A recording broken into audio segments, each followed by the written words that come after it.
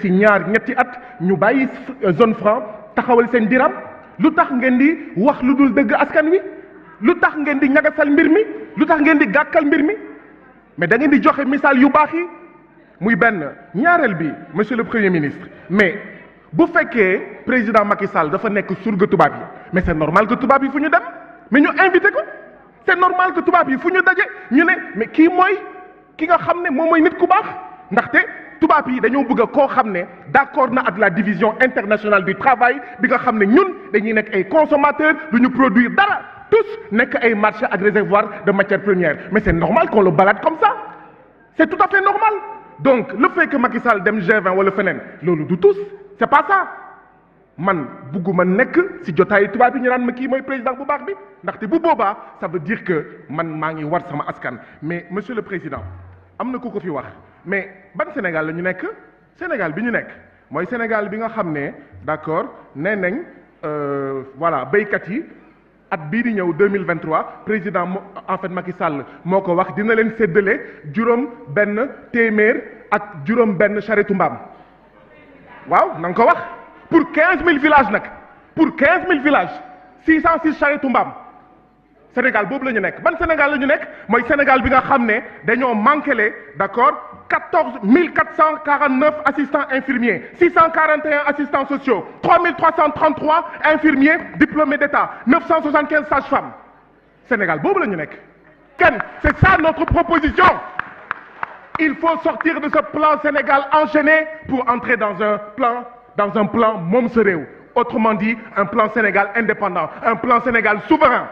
mais monsieur le premier ministre waxuloo dara ci sa déclaration de patrimoine dégg naa da nga bëri xaalis ba ragal nga ko yóbbu banque ñu mel ni yow yéen a tax amuñu xaalis bu doy pour dab bànneexu askan wi c'est ça la vérité monsieur le premier ministre lii la Michel Debré doon wax ki jiite Gabon 1960 on donne l'indépendance à condition que l'État s'engage, une fois indépendant, à respecter les accords de coopération signés antérieurement. Il y a deux systèmes qui entrent en vigueur en même temps, l'indépendance et les accords de coopération. L'un ne va pas sans l'autre. Wala da nga nul histoire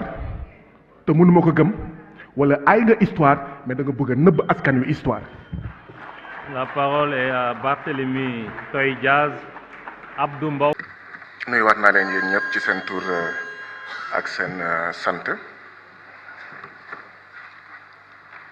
Monsieur le ministre ci rapport bi ñu jàng tey ci suba page 405 ñu ngi ci bind ne page 405 1 2 3 4 quatrième paragraphe. Toutefois, le ministre a souligné quelques difficultés rencontrées au cours de la gestion 2022, notamment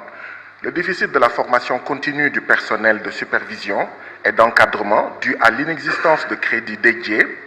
l'insuffisance de ressources humaines spécialisées,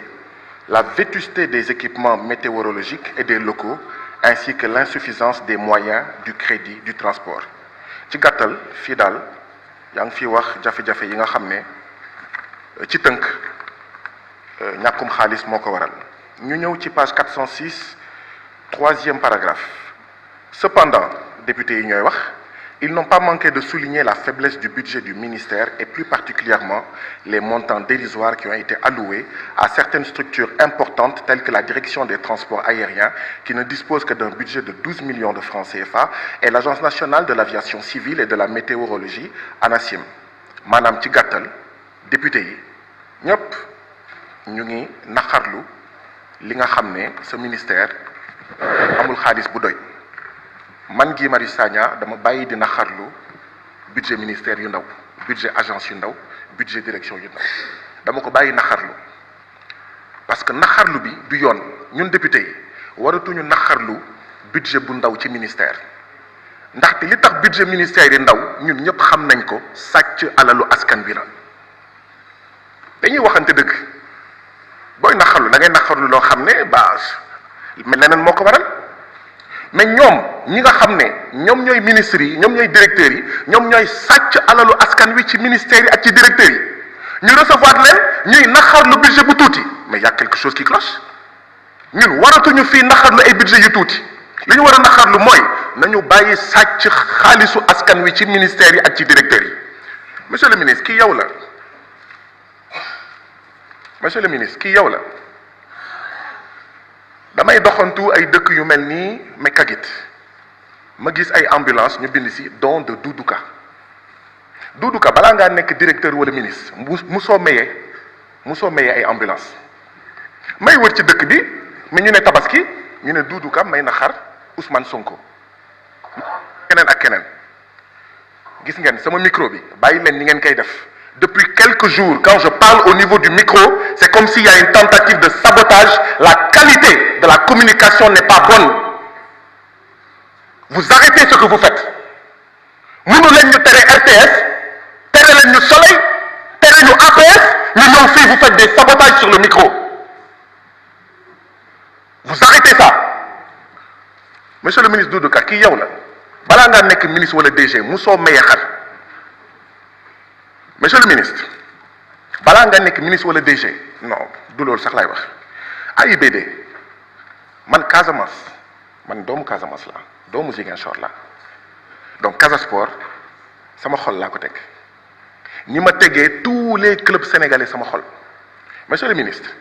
lu tax parce que dañ la nommé AIBD nga jël 50 millions jox ko Casa Sport je précise Casa Sport war nañ ko may ay milliards. US Gorée war nañ ko may ay milliards AS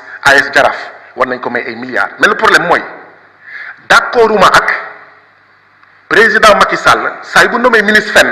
wala mu nommé en fait directeur fenn ñooñu di jël xaalisu ministère bi xaalisu direction bi di ko yóbbu seen dëkk ba pare di bugg a jaxase sénégalais yi seen biir lenn laay laajte. Est-ce que AIBD bi Teungueth FC nekkee champion en fait du Sénégal joxoon nañ ko 50 millions est-ce que AIBD bi Génération Foot nekkee champion du Sénégal jox nañ ko 50 millions est-ce que AIBD bi Jaraaf nekkee champion du monde te lii yëpp en fait yàggul 2020 2021 mais Teungueth FC champion du Sénégal est-ce que AIBD jox na ko 50 millions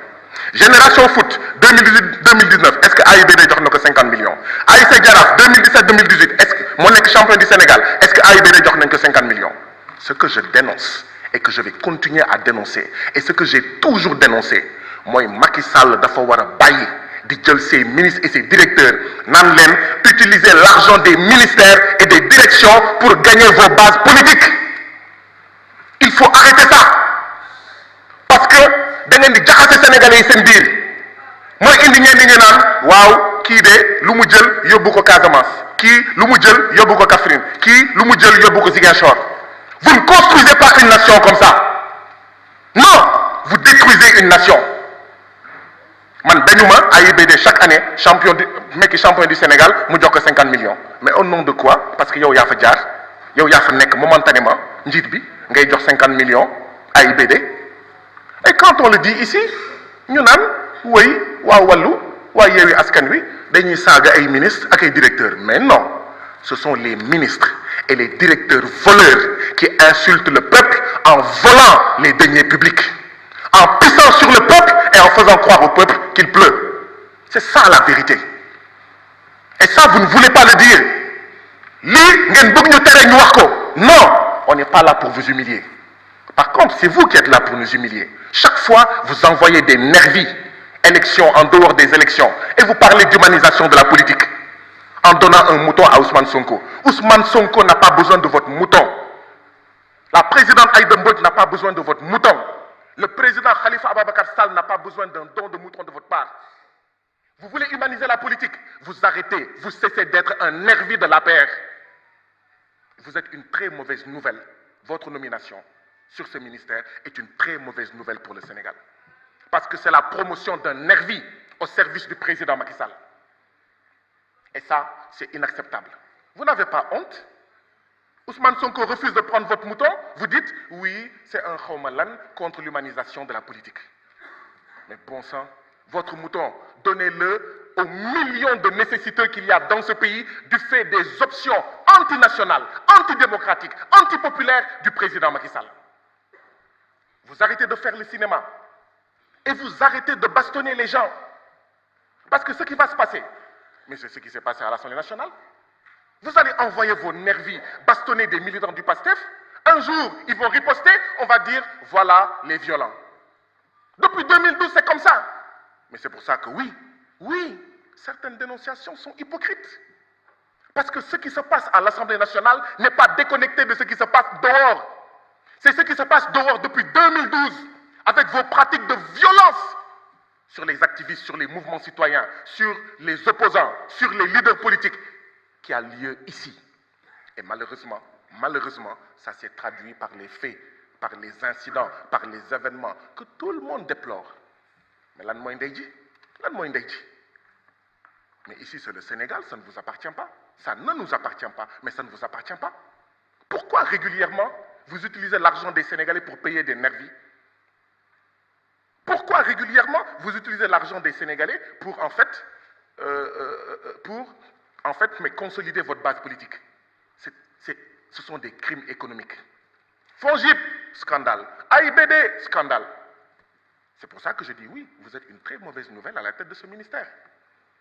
Et ce sont ces scandales-là que vous commettez, que vous avez commis par d'autres ministres, par d'autres directeurs, commis également par le parrain des détournements dans ce pays. Je veux citer son Excellence, Monsieur le Président de la République du Sénégal, Macky Sall, qui réduisent les ressources yi nga xam ne dafa waroon dem ci askanu Sénégal. C'est ça la vérité. Du loolu rek. Tey ministre de l'économie et des finances bu ñëwee dinañ waxtaan ci leneen li nga xam ne moo waral Sénégal ndóol bokk ci ñaar fukki réew ak benn yi gën a ndóol mais benn bi mooy sàccum xaalis bi man nag du ma ñaaw ba pare ñàkk fayda du ma xaar tubaab yi naan africains yi ils ont des dictateurs ñooy sàcc xaalis moo tax patati patata du ma ko xaar maa koy waxal sama bopp ñun ñoo war a bari suñu bopp ñun ñoo war a xeex suñu bopp pour arrêter la classe politique quelle qu'elle soit y compris si demain Ousmane Sonko devenait président ou si demain Khalifa Ababacar Sall devenait président, nous devons lutter contre les détournements. Dafa doy. Arrêtez de détourner l'argent du pays. Arrêtez de détourner. Bàyyi leen di sàcc xaalisu askan wi pour rek politique, pour consolider cette base politique. C'est ça la vérité. Et ça, si nous n'avons pas le courage de le faire, ce ne sont ni les Français qui vont venir le faire à notre place. Ce ne sont pas les Américains qui vont venir le faire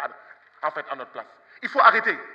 Il faut arrêter. Humaniser la vie politique, c'est arrêter d'insulter les gens, c'est arrêter de bastonner les gens, tout simplement parce que, d'accord, bokkuñu gis-gis ak yéen.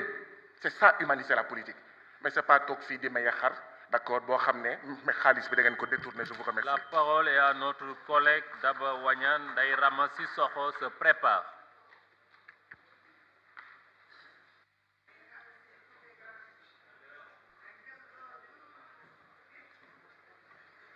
Salaamaaleykum wa rahmatullah. Monsieur le ministre des Transports aériens et du développement des infrastructures. mbokk yi nuyu naa leen yéen ñëpp ci seen tur ak seen sant. Monsieur le ministre des Finances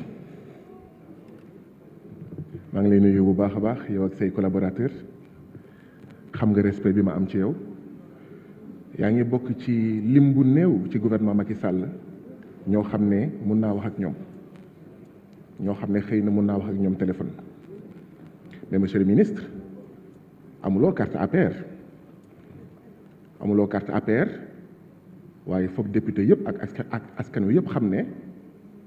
amuloo carte APR mais ginnaaw bi nga xam ne monsieur le président tànn na la ministre boobu yaa ngi exercer une fonction politique ndaxte vision président Macky Sall moom ngay dérouler maanaam président Macky Sall comme ni ma ko waxee woon ci diggante président Macky Sall ak France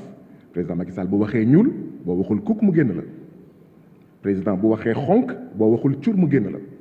donc président Macky Sall bu waxee weex forcé nga waxtaan la mu neex la mu naqari la li ma bëgg a indi foofu mooy effectivement am naa respect ak admiration ci ay cadres sénégalais yu mel ni yow yoo xam ne bëri nañ ci Sénégal yoo xam ne bu dul woon ñoom xëy na lambaa gën a ñaaw ñuy résister à leur manière comme ñun ni ñuy résister devant tout le monde fii ci biti ci tund yi ci xur yi di résister à une politique néocoloniale à une politique de vampirisation de parasitisme de détournement des ressources du Sénégal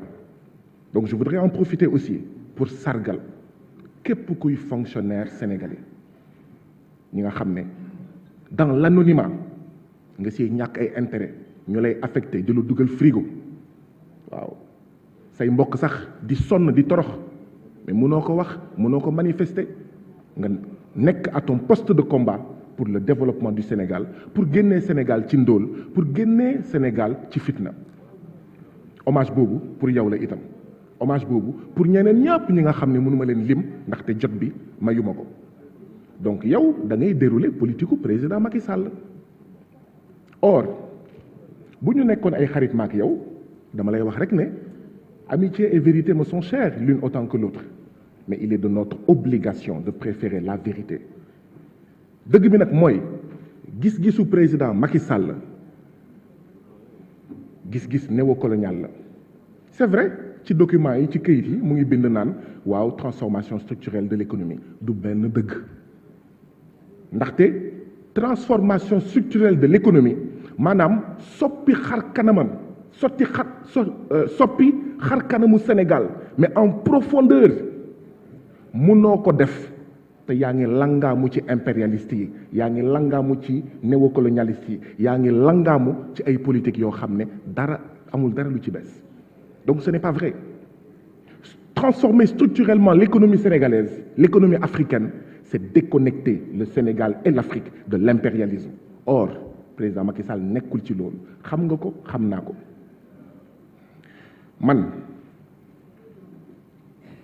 bu politiku président Macky Sall juróon aljana ci Etomé bi mu juddoo ci Casamance te muy fitnal Sénégal yépp duma ko voté bu politiku président Macky Sall nekkoon aljana pour commune Niassia bi mu juddoo te muy fitnal Sénégal yépp duma ko voté bu budget Sénégal budget Macky Sall nekkoon jàmm ak salaam pour département Ziguinchor te muy fitnal Sénégal yépp duma ko voté dama ne bu politiku Sénégal nekkoon jàmm ak salaam pour Casamance yépp te muy fitnal Sénégal yépp duma ko voté c'est ça la vérité député amul ay woy sama kër woy sama dëkk def nañ fa case de santé def nañ fa centre de santé mais attends vous pensez pas aux autres Sénégalais lii mooy wax ci monsieur le ministre donc man du ma voté budget bi pas parce que yow la mais parce que président Macky Sall bëggalul jàmm Sénégal mu ngi fitnal ñëpp région yëpp département yëpp lay fitnal ba pare nag di sàcc suufu béykat yi maa ngi xalaat béykat yi moo tax du ma voté budget bi dañuy sàcc suufu béykat yi di leen di toroxal di sàcc géeju nappkat yi di leen di toroxal di sàcc xaalisu Sénégal ba wér-gu-yaram bi doxul boo amul xaalis doo faju njàng bi doxul boo amul xaalis doo faju les charges communes premier budget Sénégal mënoo gis fan la fonds politique yi fan la fonds spéciaux yi nekk da ngeen ko nëbb ko ba kenn mënatu ko gis de manière claire budget boo xam ne il est pas sincère il est pas clair budget sàcc la du ma ko voté. La parole est à notre collègue Sokhna Ba numéro 2 Rokhaya. président Modou Diagne Fada maa ngi lay jàllee suñu Mariama bi nga xam ne bokkoon nañ ko yàlla na suuf woyof ci kawam yàlla xaree ko aljana loolu bu noppee li nga xam ne moom mooy politiku président Macky Sall mooy soppar ñi béykat yi ñu nekk ay ouvrier agricole ci seen suufu maam ak maamaat ba nga xam ne di ngeen gis ci ay bërëb yu mel ni mbaan ñu nangu suufu béykat yi jox ko CSS nangu suufu béykat yi jox ko Sénégindia ñu naan déet ñu bëgg a jël 1700 hectares jamono ji jox ko koo xam ne mu ngi tudd Rabi Fakhi lii xew mbaan nag moo xew Ndar moo xew Thiès moo xew Tëngéej moo xew Mbour moo xew Niaguis moo xew Niassia moo xew Vélingara moo xew Kaolack moo xew fépp il y a une politique délibérée boo xam ne dañuy nangu suufu béykat yi jox ko ay borom barke te loolu du dëgg du yoon la terre à ceux qui la travaillent bàyyi leen suufu Sénégal ci loxo béykat yi ci loxo sàmmkat yi muy benn ñaareel bi mooy maa ngi massawu di naxarlu nekkinu béykat yi ndaxte nekk béykat Sénégal jamono jii ñu nekk dafa ñaaw te day gën a ñaaw lu tax mu nar a gën a ñaaw damay jël benn misaal rek lii document ministère de l'agriculture la bu ngeen demee ci document bi damay joxe ni rek benn misaal ñu ne président Macky Sall atum 2023 mëbëtam mooy 15000 villages yi nekk ci Sénégal mu séddale leen fukki junni semoir pour 15000 villages même pas un semoir par village ñu ne c'est avec ça qu'on va sortir de l'insécurité alimentaire ñu ne c'est avec ça que Sénégal di moom boppam ci wàllu lekk mais ku ñuy nax ñu ne 15000 villages dañ koy séddale 5525 Oussine ñu ne 15000 villages dañ koy séddale 2193 ou occidental 15000 villages dañ koy séddale 246 charrettes UCF 15000 villages dañ koy séddale 797 mais charrette fas 15000 villages ñu séddale leen 606 charrette mbaam lan moo ko waral ginnaaw bi ñu séddalee suñu xaalis palais présidentiel jox wàllam assemblée nationale jox wàllam HCCT jox wàllam conseil économique social et environnemental jox wàllam au conseil du dialogue social jox wàllam au conseil xawma du dialogue des territoires jox wàllam les 38 ministères ñu ne béykat am sa ñamu bët ñu ne sàmmkat am sa ñamu bët ñu ne yow mii di fajoo hôpital public am sa ñamu bët ñu ne yow mii di jàngee école publique am sa ñamu bët loolu la ñu wax ne dafa jeex loolu la ñu wax ne dafa war a doy mais ñu naan déet ces nombres ridicules ce nombre infinitésimal du sax egg ci ñi nga xam ne ñoom ñoo ko moom du egg ci béykat yi fan la jëm ci ay béylukat fan la jëm ci ay businessman fan la jëm ci ay opérateur yi nga xam ne dañuy jël matériel bi di ko jaay Gambie di ko jaay feneen ak feneen wala di ko louer et ça c'est de notoriété publique ñuy dundee ci kaw béykat yi nañu bàyyi séddale bukki nañu bàyyi séddale matériel agricole bi naan bii sama béy bii sama béy béyam bii sama béy béyam non séddale yooyu moo fi war a jeex déjà lim bi bëriwul ñu koy naxarlu mais ñuy dundaat une deuxième fois ci béykat yi jamono séddale jiw ak matériel agricole en fait jamono traite la pour ñeneen ñu dul ay béykat mais moo tax foog ñu auditer le matériel agricole fi may daaneele rek mooy ku mu neex nag boo gisee sikket nga ne tëng la ku mu neex boo gisee sikket nga ne tëng la waaye li am mooy dañuy dundee béykat yi dañuy jëriñoo béykat yi te loolu dafa war a jeex fi may daaneele nag mooy incha allah lii 2024 dina jeex ndaxte askan wi sonn na askan wi damm na askan wi tàyyi na te incha allah askan wi dina leen wan ginnaaw mu neex leen mu naxari leen 2024 c'est fini 2024 terminus 2024 gassi. La parole à notre collègue Alioune Sall Demba Diop se rapproche.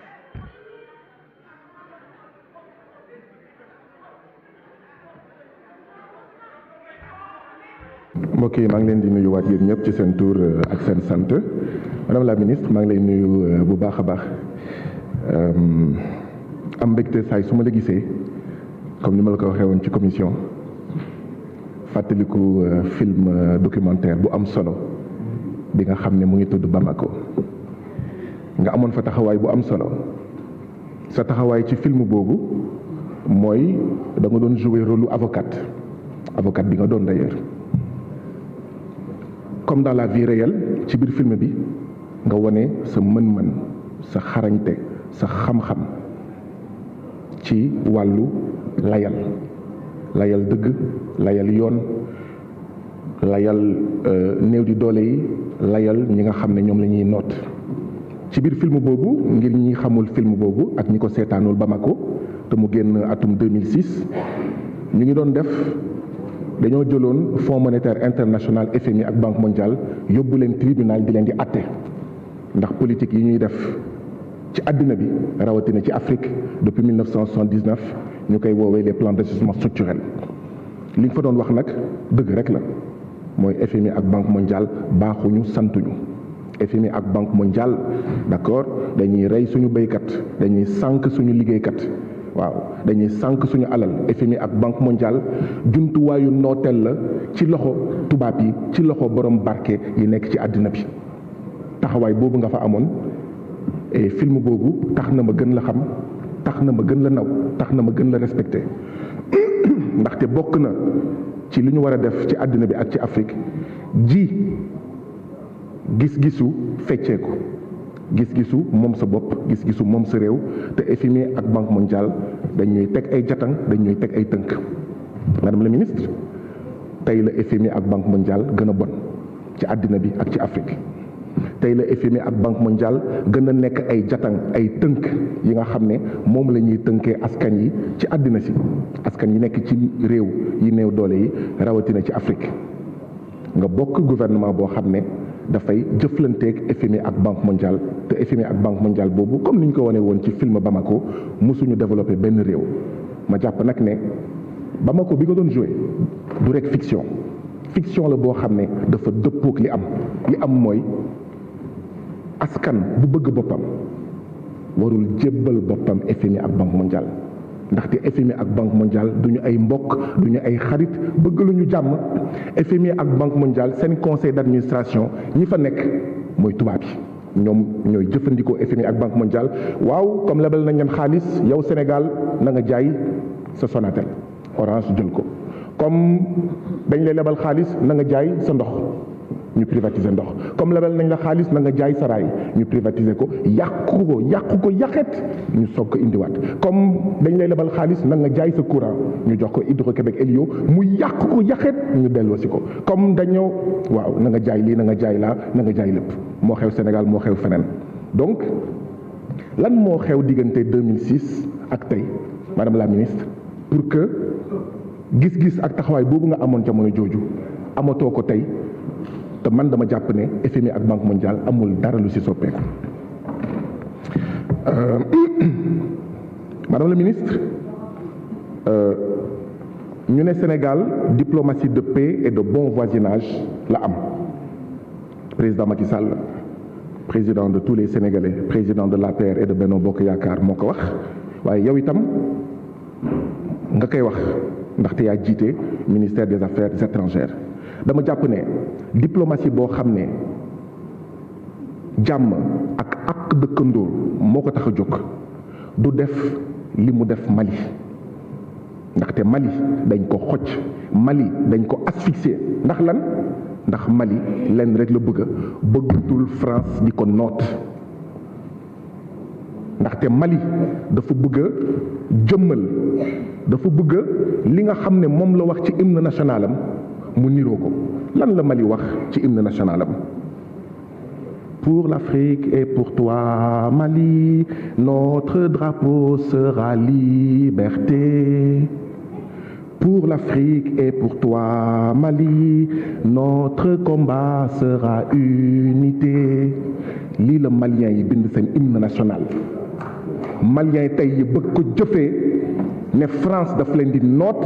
président yi fa jiitu woon yépp di lëkkaloo ak France ba Mali mënul am sax armée bu jakk mënul am dara lu jakk ñun Sénégal Mali nekk suñu dëkkandoor luy suñu yoon ci Mali am na jafe-jafe ak France bëggul France jàpp ko xoj ko ñun ñuy sotle France ne par la force Mali yow France dina toog ci yow boo ko nanguwul d'accord ñu xoj la ba mu jaral ñu ñàkk ci xaalis ay milliards ak ay milliards ndaxte Mali mooy suñu premier client ñu perte ci ay milliards ndax blocus bi ndax asphyxie bi loolu du diplomatie jàmm loolu du diplomatie dëkkandoor am jàmm ak sa dëkkandoor mais topp nañ diplomatie bi ñu am ñun diplomatie néocoloniale la diplomatie de suivisme sur la France pas ci lépp mais fondamentalement am na ay tomb yoo xam ne waaw mais pour man loolu ay exception la diplomatie néocoloniale boobu diplomatie de suivisme du Sénégal sur la France dem ba même Mali bu waxee day dem boole France conseil de sécurité ñu mobiliser Sénégal naan nañu jox jàmm nañu dox jàmm ngir Mali bañ a yóbbu li mu bëgg a boole àddina bi France ngir mu bañ ko def conseil de sécurité lu si suñu yoon loolu du diplomatie paix du diplomatie de souveraineté diplomatie boo xam ne dañuy jàppale France ba fi nga xam ne dañoo war a wax àddina si neef lii mooy France ne fang ñu ne woo nañ ko dox jàmm ngir Mali bañ a xaawi sutura la France impériale ci conseil de sécurité ñun diplomatie bu ñu am muy suñu gis-gis mooy Macron bu waxee weex président Macky Sall ne tàll Macron bu waxee xonk président Macky Sall ne cur Macron bu waxee bu waxee forox président Macky Sall ne toll. mooy diplomatie boo xam ne au lieu ñu jiital Afrique ñu jiital Sénégal ñu jiital suñu continent ñu ngi topp en fait France. Madame la ministre c'est vrai que xaw na bizarre mais defe naa ne déminage wu maanaam Casamance ci sa ministère la bokk ma bëggoon la laaj fan la ñu toll ci déminage boobu ma bëggoon laaj itam ban budget la maanaam kuréel boobu muy le centre national de l'action anti-mine au Sénégal moom lañ ko jagleel dégg naa mais ma bëgg ci am confirmation ne ñun Sénégal maanaam payoor yi rek la ñuy gàddu waaye yeneen aspect maanaam ci centre national de l'action anti-mine au Sénégal ay réew doxandem ñoom ñoo ko yore ma bëggoon ci am ay leeral ginnaaw bi ma waxee déminage u Casamance bi benn fan la toll ñaar itam ban budget la ñu jox centre boobu. Madame la ministre xam naa ne dinañu daje ndaxte invité nga ma pour que ma ñëw ñu gën a mun waxtaan ci mbiru visa yi xam naa ne dinañ ci waxtaan parce que dama bokk ci ñi nga xam ne dañoo jàpp ne ambassade France dafa yëpp africains yi dafa yëpp sénégalais yi ci mafia visa boo xam ne moo am fii Sénégal muy toroxal ñu bëri te seetuñu ci APR seetuñu ci opposition seetuñu ci Benno Bokk Yaakaar ñuy toroxal ñëpp. ñu war a traiter ce dossier 3 semaines ñu téye sa passeport 1 mois 2 mois 3 mois dëgg la France am na sañ-sañ def lu ko neex waaye ñun war nañ am ful ak fayda ne ok am nga souveraineté waaye may ñu la nag nga toroxal doomu Afrique fii ci Afrique rawatina ci Sénégal loolu foog mu dagg man dama dem ba bokk ci ñi nga xam ne sax dañoo jàpp ne am na benn pàcc ci xaalis bi ñii bëgg a dem tukki di fay pour am visa am na benn pàcc boo xam ne bu ñu la joxulee visa dañ la ko war a delloo. ndaxte 30 000 demandeurs de visa pour dem France chaque année loolu nga multiplier ko par li ñuy joxe loolu wax dëgg yàlla bu dul nooteel xaw ma lu muy niroon mais xam naa dinañ ci gën a waxtaan pour ñu xool ak suñu mbokk yi nga xam ne am nañ jafe-jafe ak ambassade France ak yeneen ambassade espace Schengen d'accord ak ñeneen ñoo xam ne bokkuñu espace Schengen ñu xool naka lañ leen di gën a maanaam taxawee fi may daaneel rek mooy madame la ministre dañoo jóge ci un monde multipolaire un monde unipolaire dama jàpp ne monde unipolaire baaxul ci askan yi saay bu ñu amee monde unipolaire askan yi dañoo gën a torox ci àddina bi ñun dañoo war a jàppale le passage vers un monde multipolaire loolu la Mali di jéem loolu la yeneen réew di jéem monde multipolaire ci la jàmm àddina bi nekk monde multipolaire ci la jàmm planétaire yépp nekk moo tax tamit ay réew yu mel ni France ay réew yu mel ni États-Unis nga xam ne ñooy dem bombarder Libye di dem bombarder Irak di dem bombarder ku nekk ci àddina bi bëgg lu ñu jàmm askanu àddina yi waruñu leen dooleel ndaxte dooleel leen mooy néewal suñu bopp doole jërëjëf.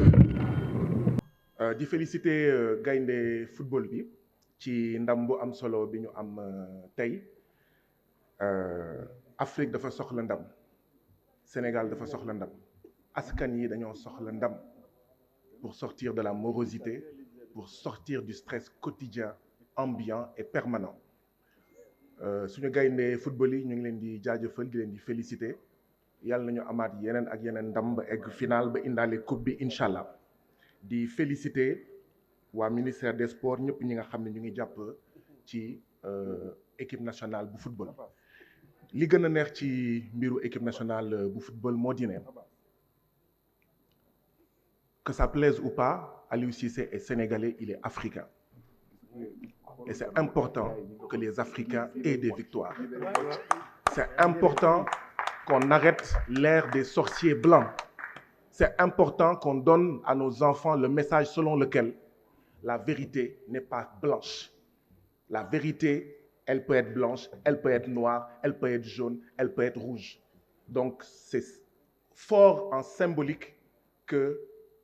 toutes ces années-là, qu'à la tête de l'équipe de football se trouve Aliou Cissé, un Africain du Sénégal.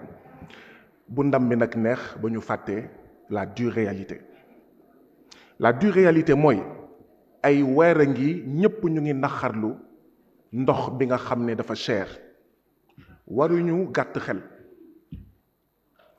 bi ñuy jël ndoxu taax yi ci loxo SDE di ko jox Sen'Eau mooy Suez muy tubaab muy France ñun jamono jooju dañ ko naxarlu woon pas parce que dañoo ànd ak SDE parce que SDE li mu doon proposé mooy 285,9 francs le mètre cube Suez mi nga xam ne moo fi nekk 298,5 francs le mètre cube à moins que nga nekk dof te bëggoo sa askan naka ngay jëlee sa ndox jox ko ki nga xam ne moo gën a cher loo ñu ne déet ñu ne le coût du branchement SDE 90 000 Suez 231 000 à moins que nga bañ sa askan naka nga munee jox ki nga xam ne moo gën a cher les mètres cubes moo gën a cher les branchements naka nga ko munee dénkee sa ndox moo tax résultat tout le monde se plaint ndox bi yokkul gënul neex gënul xeeñ neex mais ça coûte plus cher kan moo ko def monsieur le ministre Mansour Faye je suis désolé c'est ça la réalité pour expliquer la situation aujourd'hui faut que ñu départ ci loolu et ça tout le monde doit être d'accord sur ça un manque à gagner de 50 milliards pour les Sénégalais pendant 15 ans loolu mooy le choix de Suez 50 milliards mooy lan si un forage coûte 100 millions ça veut dire 500 forages on parle de ndox voilà ce qu'on a fait faire voilà le choix de Suez 50 milliards de pertes pour les Sénégalais pour 15 ans 50 milliards c'est un forage de 100 millions c'est 100 forages c'est 500 forages lii la ñu ñàkkaloo Sénégal et donc li ma si yokk mooy ba ñu naan déet Suez mi fi nekk muy français yi mètre linéaire maanaam linéaire bu ñuy poser ay tuyaux maanaam linéaire mu dénk marché bi SAD ay français la ñu 4 900 francs le linéaire alors que les Sénégalais c'est 1 700 francs le linéaire ñu naan déet bu ñuy indi suuf SAD ay français 5 200 alors que les Sénégalais c'est 3 500 voilà comment on fait perdre à notre pays de l'argent voilà comment on n'arrive pas à construire suffisamment de magasins de stockage suffisamment de forage suffisamment de leneen ak leneen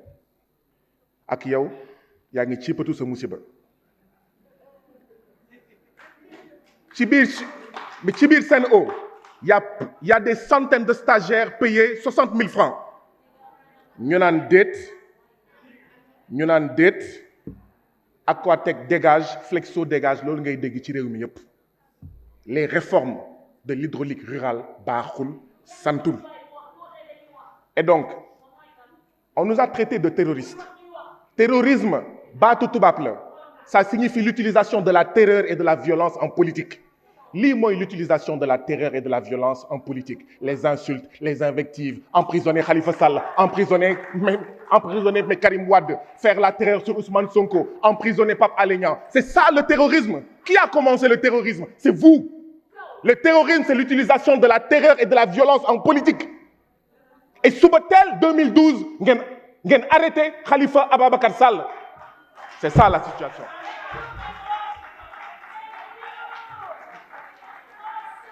Je donne la parole à l'honorable député Mohamedou Ngom et notre collègue Cheikh Seck. Le gouvernement, le ministère des Télécommunications, au moment où les libertés de la presse sont piétinées, bâillonnées, écrasées, où un journaliste comme Pape Alé Niang est embastillé arbitrairement. Et vous voulez qu'on vote les crédits d'un ministère qui se tait quand le Sénégal fait des reculs démocratiques terribles. Voilà ce qu'il y a. Donc c'est pour ça qu'on ne votera pas ce budget-là. Ce budget bi nga xam ne day jël suñu RTS béykatu Sénégal bu ñuy naan sonn nañ wuy walloo Aquatech sonnal nañu Flexo sonnal nañu RTS du leen wane. mu mel ni ñooñu bokkuñu ci Sénégal leur souffrance n'est pas digne d'être montrée par la RTS. béykat yi sàmmkat yi suñu mbokk yi nekk ci village bu ñuy jooy amuñu courant kenn du leen wane RTS. Pourquoi? ngeen teg ko fan et vous voulez qu'on vote ça? Voter ça mooy pérenniser ça. Or nous ne voulons pas pérenniser ça.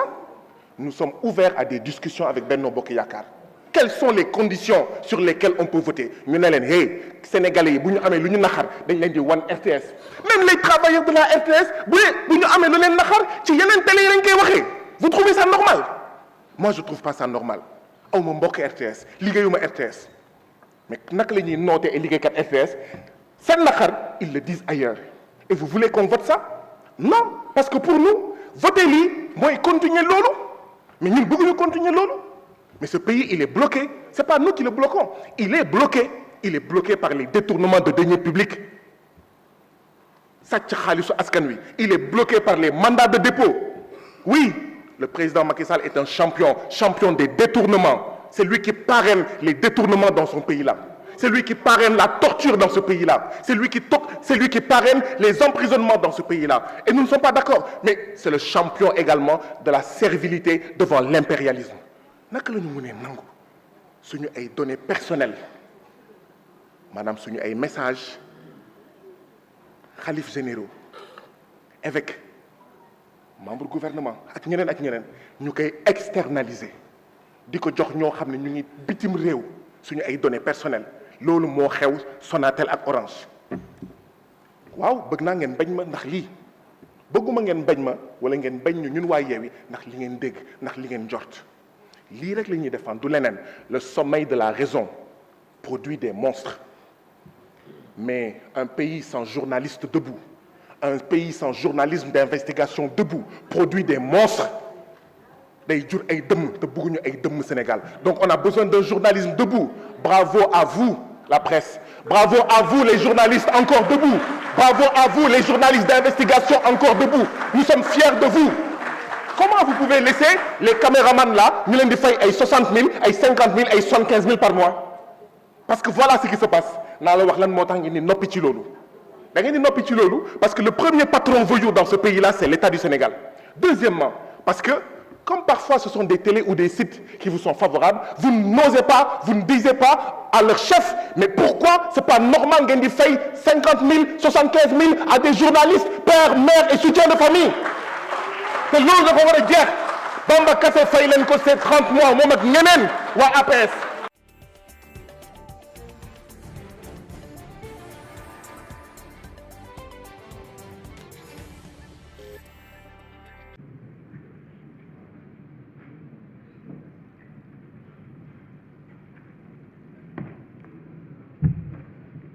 mbokk yi nuyu naa leen yéen ñëpp ci seen tur ak seen sant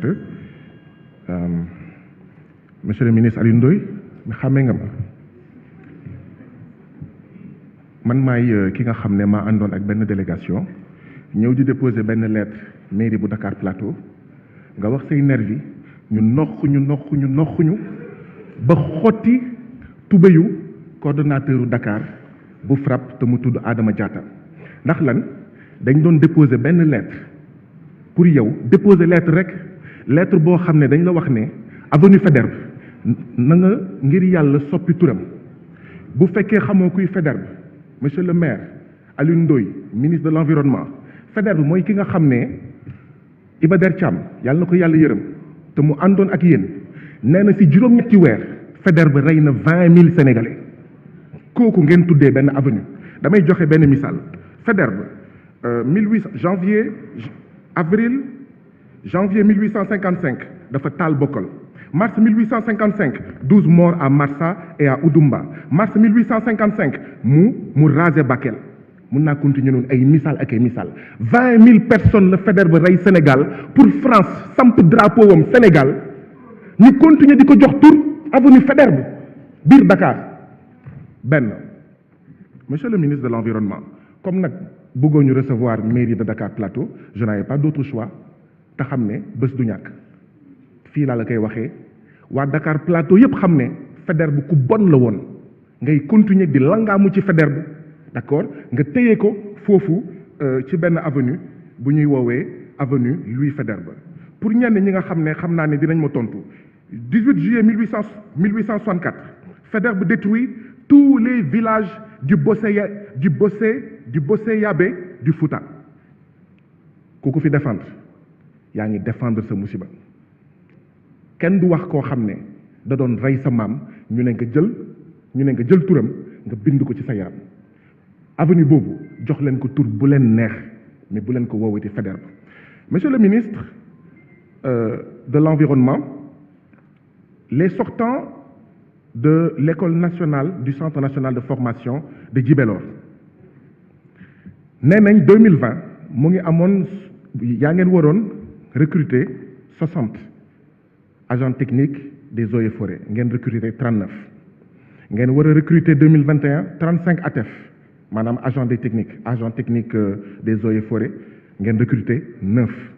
2022 ngeen am quota de recrutement bu 60 agents techniques des eaux et forêts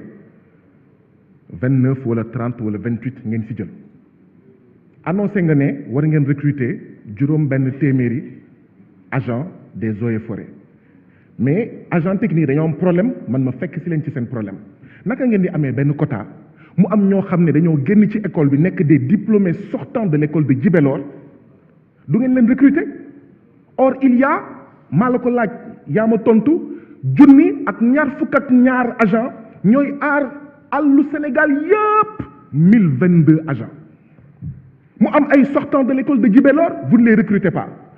les sortants de l'école de Djibélor nee nañ fii laa koy waxee xaw ma ndax dëgg la xam naa di nga ci indi ay tontu dafa am ay maggu yi ci nekk da ngeen di jaay place yi maanaam yi des yi da ngeen koy jaay da ngeen koy séddoo seen biir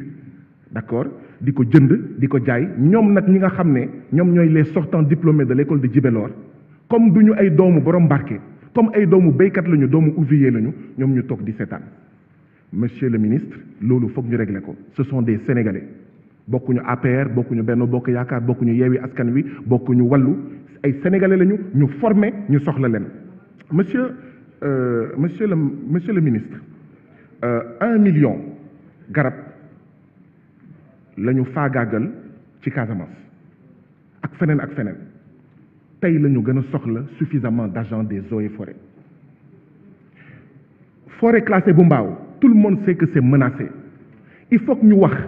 ñi nga xam ne ñoo nekk ci boppu état bi fu ñu gis suuf ñu jël te bañuñu sax laal ay forêt classée nit garab mun na dund te nit amul waaye nit mënul dund te garab amul nañu sàmm suñu ay garab dafa amoon benn politicien boo xam ne saay buy commencer discours wala mu koy jeexal day naan delendo Carthago maanaam il faut détruire Carthage man damay naan nañu bàyyi sàcc alalu askan wi te dugal ko ci sàmm l'environnement et le climat des Sénégalais je vous remercie.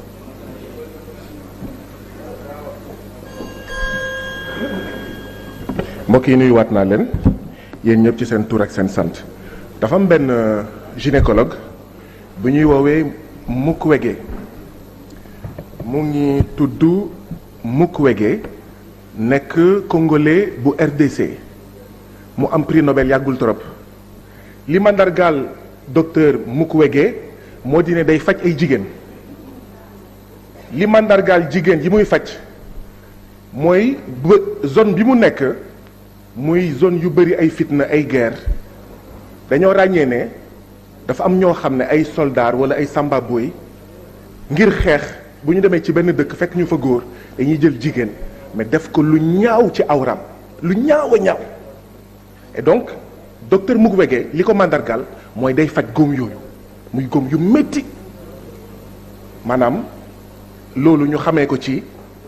utilisation de la femme comme objet de guerre ku ma fi jiitu nee na utilisation de la femme comme objet mais utilisation de la femme comme objet mooy tànn ay jigéen pas ñëpp ne leen 14e législature bii lii lañ leen dénk saaga invective xaste dagg c'est ça utilisation de certaines femmes c'est ça femme objet xawma nag kan la ki ci bokk yow yaay wax yaa ci bokk c'est ça les députés de Wallu et les députés de Yewwi vous êtes des victimes du président Macky Sall qui a fait le choix de gàkkal la 14e législature par tous les moyens vous êtes des victimes n'ayez pas à rougir n'ayez pas à avoir honte vous êtes des victimes man maa ngi nii je n'ai jamais insulté aucun député ici aucun député n'a eu à prendre la parole ma koy dagg aucun et ceux qui s'indignent aujourd'hui en tout cas certains parmi eux de manière hypocrite ils s'indignent alors que pendant 2 mois jamais ils ne se sont indignés par rapport à ça xanaa Mariama Sagna nekkul jigéen elle qui a été lâchement assassinée dans des conditions troubles et jusqu'à présent rien xanaa Mariama Sagna du jigéen parce que les membres de Pastef on le sait bien vous Vous étiez où, vous? Vous étiez où quand on assassinait Mariama Sagna? Vous étiez où? Voilà. Chers collègues, laissez-le terminer, vous aurez la parole. Chers collègues, vous aurez la parole. Laissez-le terminer. Vous aurez la parole. Quand la gendarmerie de Ziguinchor, elle est rasée. Vous étiez où? Vous étiez où quand la gendarmerie de Ziguinchor arrêtait en 2021 en mars des femmes pour leur couper les cheveux? Vous étiez où? Xanaa Pape Sarr mi ñu torturé ba mu dee commissariat Thiaroye xanaa amul yaay? Xanaa Elimane Touré mi ñu dugal commissariat Port mu dee fa xanaa amul yaay? Seck Ndiaye. Et jusqu'à présent rien. Et on parle de justice, mais vous vous moquez de qui? Vous vous moquez de qui? On parle de justice? Seck Ndiaye, juróomi jigéen, juróomi policier dóor ko ba mu dee, rien jusqu'à présent. Nous sommes tous en danger, nous sommes tous en sursis. Oui, vous êtes le ministère de l'injustice. Oui, vous êtes un nervi constitutionnel. Oui, vous êtes un risque budgétaire. Oui, vous êtes une menace pour la paix et la sécurité dans ce pays. Oui, xanaa Abdoulaye Timéra amul yaay moom mi nga xam ne autopolice moo ko mbëkk allée du Centenaire, plaque d'immatriculation police bi jusqu'à présent rien. Il faut arrêter. Il faut arrêter. Il faut arrêter. Dama ne pourquoi est-ce que l'administration pénitentiaire est tous les jours comme ça? Moi, je ne trouve personne. C'est tous les jours comme ça. Et c'est ça qui a amené ce qui s'est passé aujourd'hui. Tous les jours, c'est comme ça. Et vous ne dites rien, à part quelques exceptions. Tous les jours. Je ne peux pas continuer comme ça. À parler. Tous les jours, c'est comme ça. Vous avez la parole. Personne ne parle. Tous les jours, c'est comme ça. Tous les jours, c'est comme ça. Et vous ne dites rien.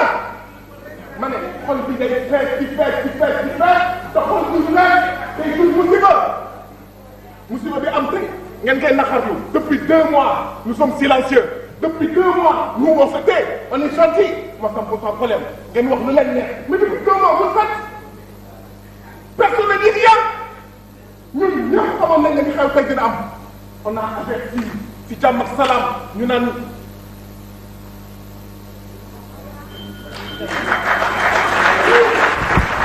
Merci, chers collègues. La parole est à notre collègue Sanou John.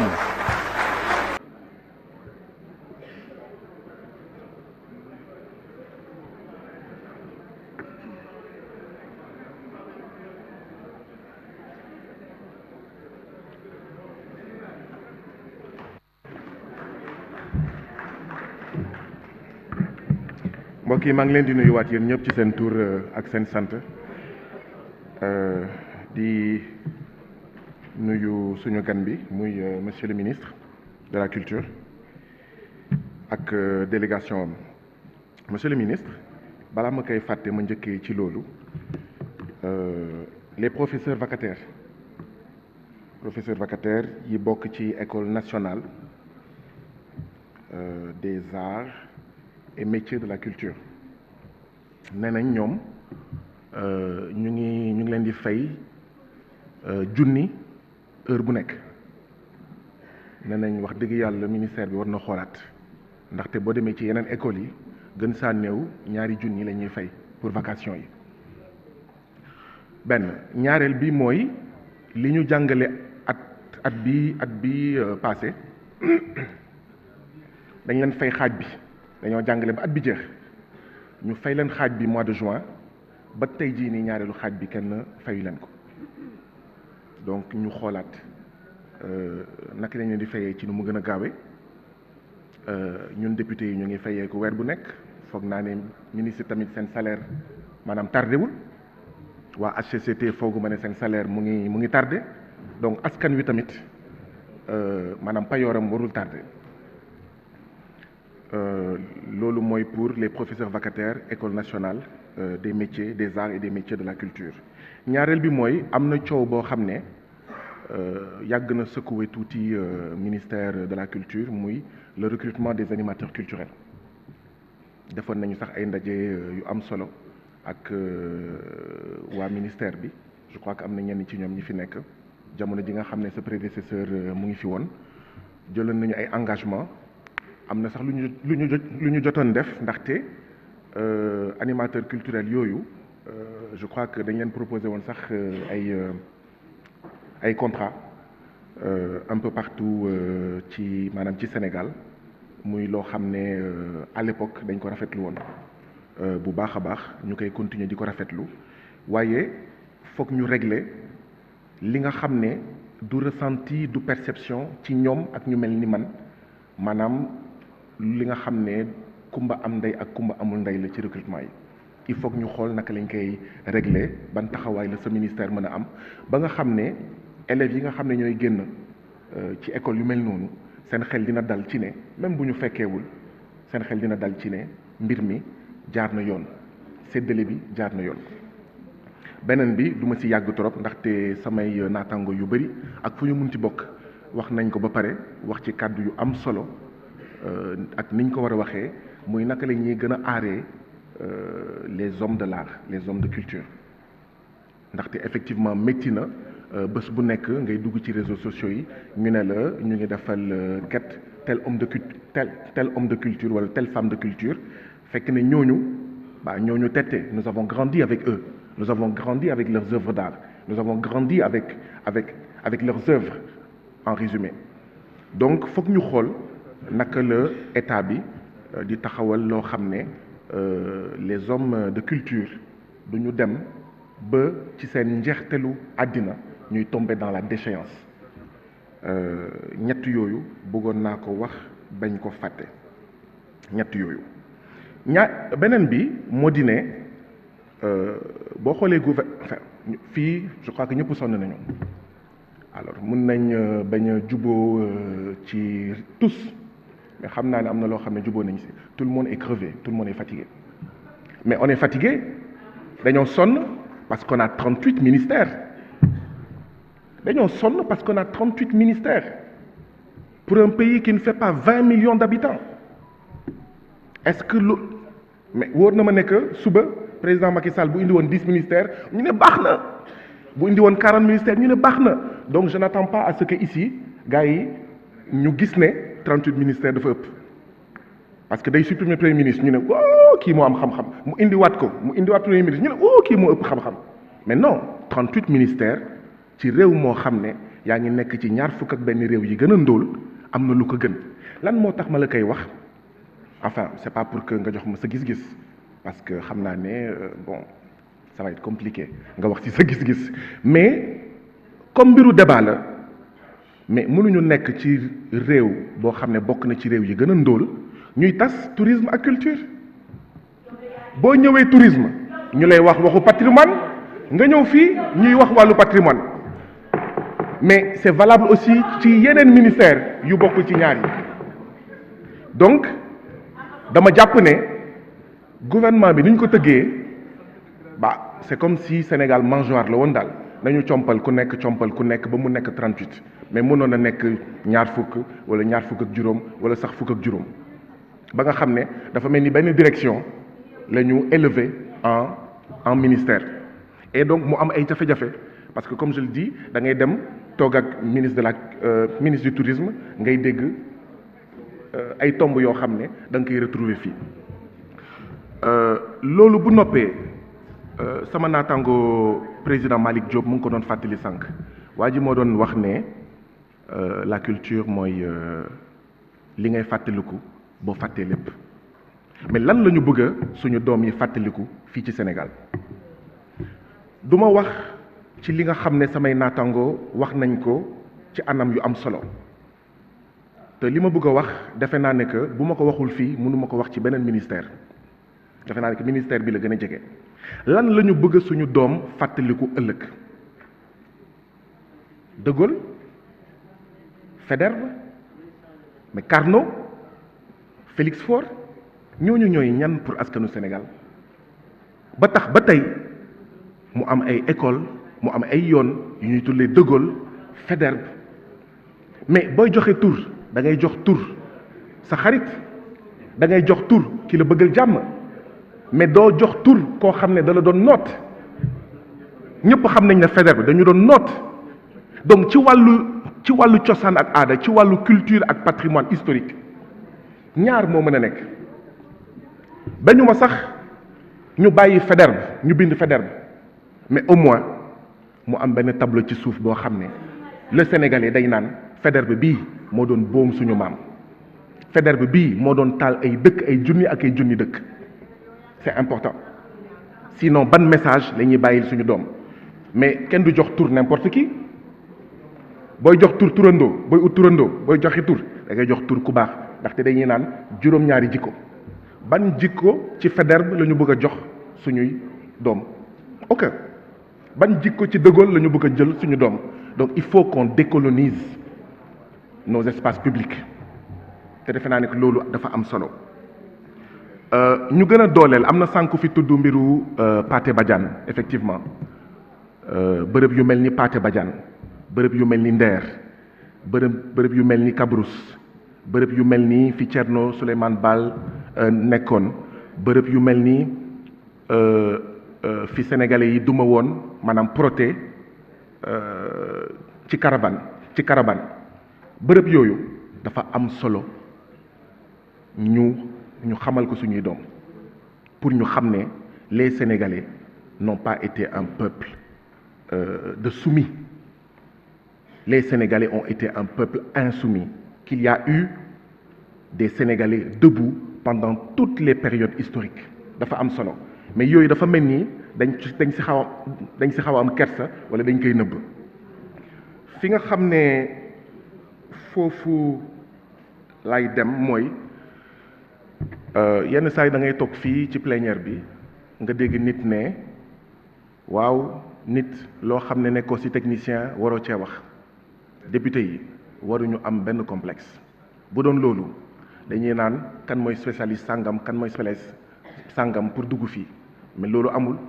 donc ça veut dire que fii li ñuy ut c'est pas spécialiste li ñuy ut mooy koo xam ne day waxal askan wi damay faral di wax ne Clémenceau moo doon wax ne la guerre est trop sérieuse pour la confier aux seuls généraux donc dafa am solo est une chose trop sérieuse pour la confier aux généraux ki nga xam ne moo gagné guerre contre États-Unis ak France Vietnam d'accord deful du soldat du militaire du dara donc les gens n'ont pas à être d'accord n'ont pas à être frileux wala di am complexe par rapport à qui que ce soit fii nag jàmm dina jafe mu am fii lu tax jàmm dina jafe mu am fii mooy li nga xam ne moo am ci biti moo am fii xeex yi am ci biti mooy reflété wu fii jërë ngeen jëf. Merci. La parole est à notre collègue Anie Mbengue. Se prépare Koura Ndiaye. Merci beaucoup madame la présidente sa toogaay bi jekk na lool ñu ngi lay sargal ñun jigéen ñi. Monsieur le ministre maa ngi lay. Madame la présidente nuyuwaat naa la di nuyuwaat mbokk yi fi nekk yépp tey suñu gaynde football yi ñooy jongante ak équipe bu Hollande ñu leen di xalaat di leen di ñaanal mu am itam beneen jongante bu am solo muy jongante bu Sénégal war a am ngir génn ci ndóol ngir génn ci sous-développement ngir génn ci analphabétisme ngir génn ci jàngoro ngir génn ci ñàkk jàng ngir génn ci ñàkkum xëy loolu moo ñu fi dajale tey fii ci assemblée nationale boobu muy jongante bu am solo ci biir jongante boobu monsieur le ministre dama bëgg nga wax ñu ndax King Fahd Palace teeru bi Novotel Radisson Dakar Pullman Café de Rome ak ñoom seen ndax Sénégal la ñu bokk wala bokkuñu Sénégal ndax dañoo am seen yoonu bopp wala ci waawu état du Sénégal la ñuy dox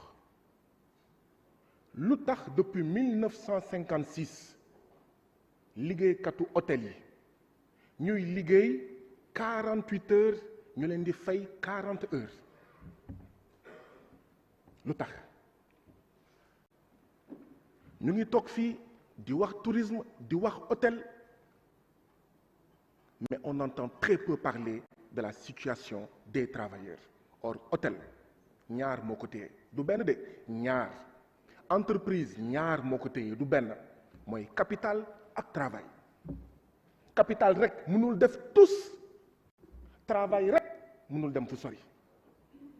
mais ñun Sénégal dafa mel ni gouvernement bi capital bi lay liggéeyal ñàkkal fulla ñàkkal fayda le travailleur depuis 1956 48 heures par semaine ñu leen di fay 40 heures ñëpp commencé régulariser ba mu des ñii ma lim nii King Fahd Palace Terrou bi Novotel Radisson Dakar Pullman Café de Rome yeneen hôtel yi commencé nañ ko appliquer ba kañ et ñu ne ñun dañoo bëgg a développer tourisme alors que les ouvriers du tourisme ñoom ñu ngi leen di ŋàcc di leen di pomper di leen di noot ndaxte lii nooteel la di sàcc seen ñàkk lii kañ lay jeex ci hôtel yii ma lim muy benn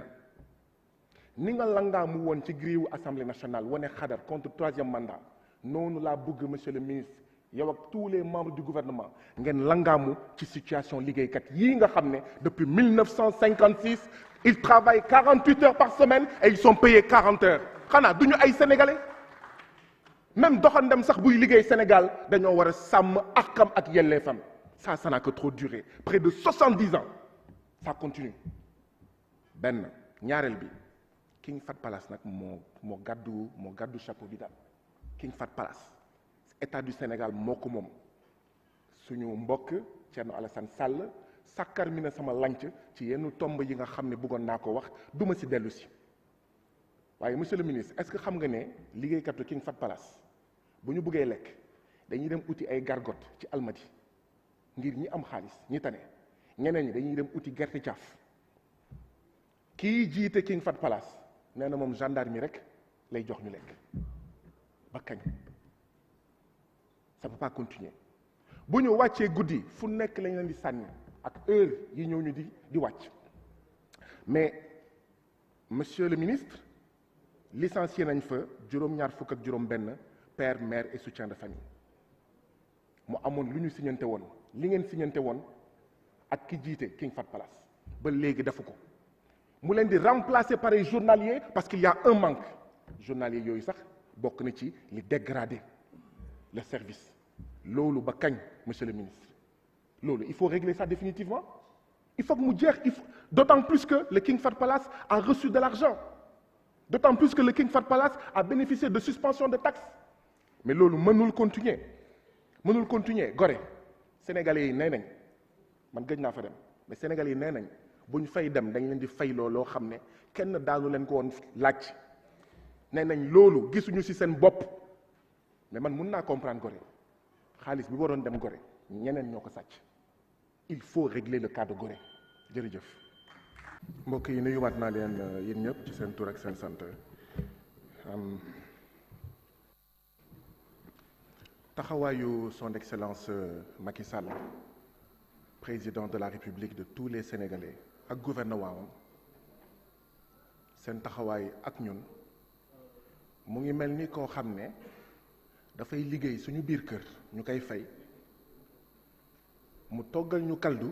pour ñeenti nit facturé ñu ko 100 000 francs ba pare naan ñu am nga kaldu santal yàlla bu lijjanti 100 000 francs yi ñun assemblée nationale nag commandé kaldu ñu jox ñu kaldu du ñu tere lijjanti 100 000 francs bi ñu ko facturé pour ñeenti nit loolu mooy lan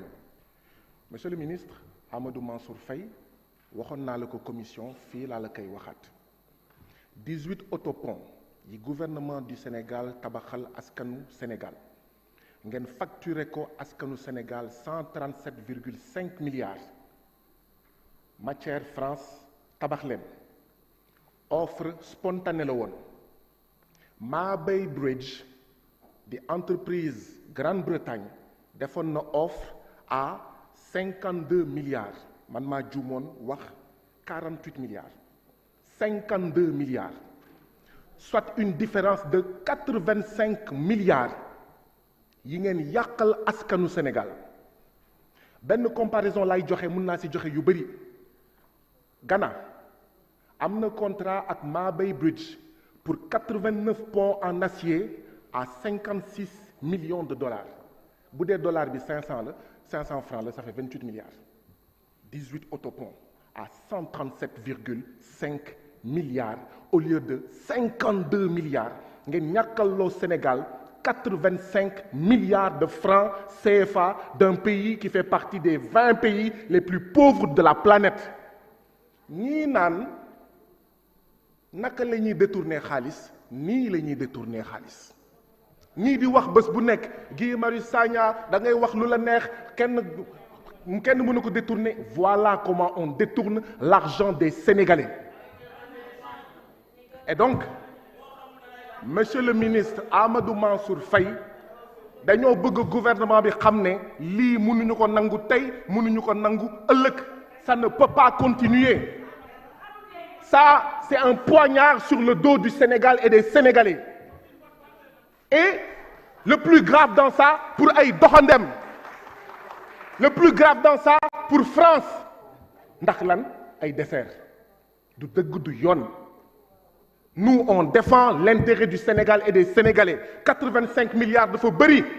ñëpp ñu ngi naan yoon bu baax amul kaagit. yoon bu baax amul Adéane yoon bu baax amul Niassia yoon bu baax amul Fass Cekkeen yoon bu baax amul Ranérou Ferlo yoon bu baax amul Tambacounda yoon bu baax amul Kaolack yoon bu baax amul Matam yoon bu baax amul Fatick yoon bu baax amul Dakar.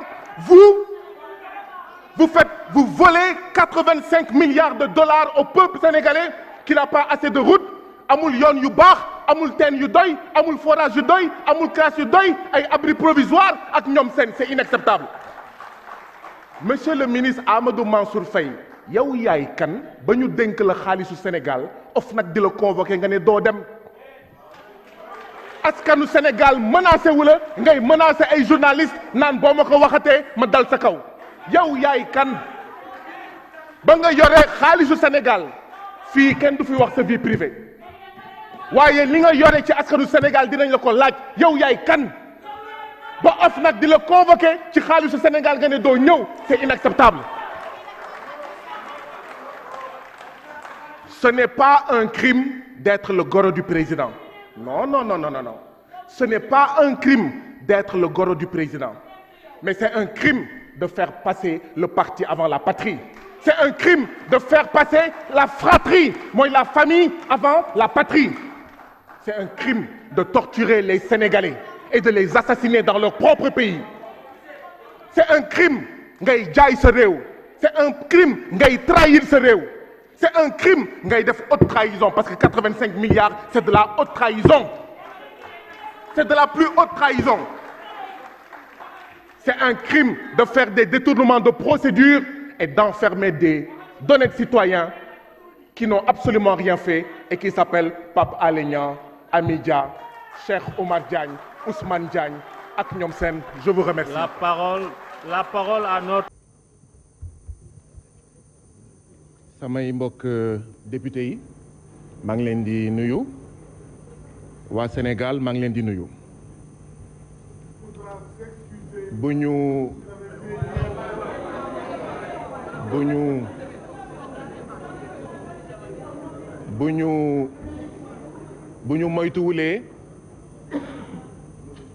bu ñu moytuwulee dinañ commencer tey ndaje bi ni ñu commencer démb ndaje bi naa leen wax lu tax bu ñu moytuwulee dinañ commencer ndaje bi tey niñ ko commencer démb lu tax ma wax ne buñ ko moytuwulee noonu lañ koy commencer mooy bi ci njëkk mooy man dama bokk ci ñi nga xam ne ba tey jii nii dañoo jàpp ne ministre ak directeur général waruñu fi toog ndaxte constitution moo ko dàq ndaxte règlement intérieur assemblée nationale moo ko fi dàq li tax ñu ko doon xeex démb ànduñu ci démb moo tax ànduñu ci tey ñu bëgg a def forcing wax ji mooy bu ñu fi indee loi pour daganal góor jigéen urne bii dinañ ko fokkati table bi dinañ ko fokkati loolu mooy ndeyu wax ji démb bu ñu fi indiwee loi pour gën a may Macky Sall muy sàcc suufu Sénégal urne bii dinañ ko fokkati table bi dinañ ci taxaw de la même manière bu ñu fi indee loi pour Macky Sall gën a jël géej gi jox ko doxandem yi urne bi dinañu jaral ñu taxaw ci kawam bu ñu fi indee loi ngir gën a néewal liggéeykat yi ci code du travail urne bi dinañ fi taxaw table bi dinañ fi taxaw donc benn directeur ak ministre waru fi toog benn ñaar waruñu bokk ci tànneefu bureau assemblée nationale muy benn beneen bi mooy loolu kon la ñu bëggoon ñu jël ko en compte ndaxte dañoo jàpp ne ñi nga xam ne ay DG lañu ay ministre lañu benn waruñu siéger ñaar waxatuma la ñu naan en fait dañuy bokk ci tànneef bi c'est une incompatibilité absolue ils ne doivent pas siéger donc ni mu amee woon démb ñi fi nekk waruñu fi nekk donc assemblée bi warul woon délibérer nous sommes dans la même situation c'est pourquoi ñuy inviter assemblée bi ñu respecter le règlement intérieur ñu respecter la constitution